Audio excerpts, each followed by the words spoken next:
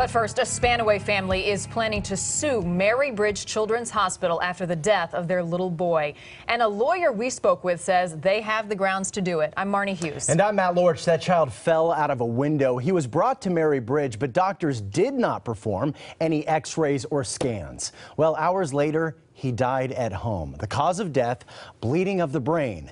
Dana Rebick is live in Tacoma for us. Dana, the obvious question here, why didn't those doctors do more? Well, from what we've gathered, the doctor who saw Bryan determined, or he felt, that the boy had not lost consciousness when he fell out of the window and thus didn't require a CT scan. So they told the boy's parents to take him home and monitor him overnight. But just about 4 hours after leaving the hospital is when this boy's father woke up to check on him and saw that his little boy was dead. He fell for this window. It was the night of June 30th around 10 p.m. when Marco Salinas' 2-year-old son Bryan pushed through a first-floor window screen and tumbled to the ground outside. Marco brought his son to Mary Bridge Children's Hospital, where little Bryan vomited repeatedly, was irritable and drowsy. The doctor saw that. Okay, it's fine. You can go home.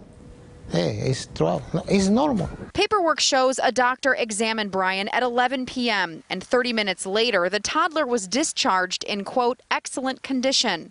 At 4 o'clock the next morning, Bryan was dead. At a minimum, based on the cases that I've looked at and handled, and also based on the experts that I've dealt with, ER experts over the years, at a minimum, some scan imaging should have been ordered to rule out a more serious injury, and that was not done in this case. Personal injury lawyer Chris Davis says the boy could also have been kept overnight for monitoring.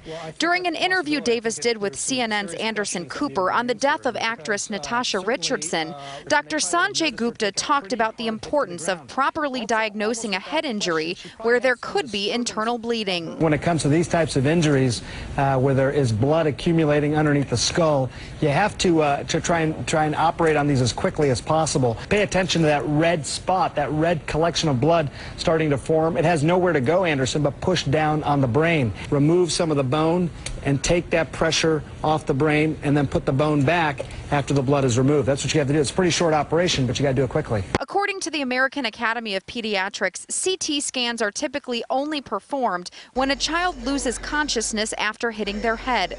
In Bryan's case, paperwork shows no one actually witnessed the fall, so there's no way to be sure if he lost consciousness or not. His family didn't realize what had happened until he started crying from outside. A CT scan also exposes the child to radiation equal to 300 x-rays and can require sedation, which is risky. But this attorney says better safe than sorry. I understand the concerns that doctors have about, okay, do we order a test? The test might inflict some radiation on the child, but you've got to balance that with the other side of the equation, which is what if this child does have a severe brain injury, and we're seeing now what can happen, death of the child. The family tells us at this point they have hired an attorney. Mary Bridge Children's Hospital would not talk with us on camera about this case, but did send us a statement, and here's what they had to say. In every case involving the death of a child, we thoroughly evaluate the care we provided and look closely into the circumstances. That evaluation is now underway. Our thoughts and prayers are with the family. Now, coming up on Q13 FOX News at 5:30, this story is a big eye-opener for a lot of parents out there. A lot of kids take tumbles and do hit their heads. We'll tell you what you need to do when you take your child to the hospital to be an advocate for them. That's coming up at 5:30. Live in Tacoma, Dana Rebick, Q13 FOX News.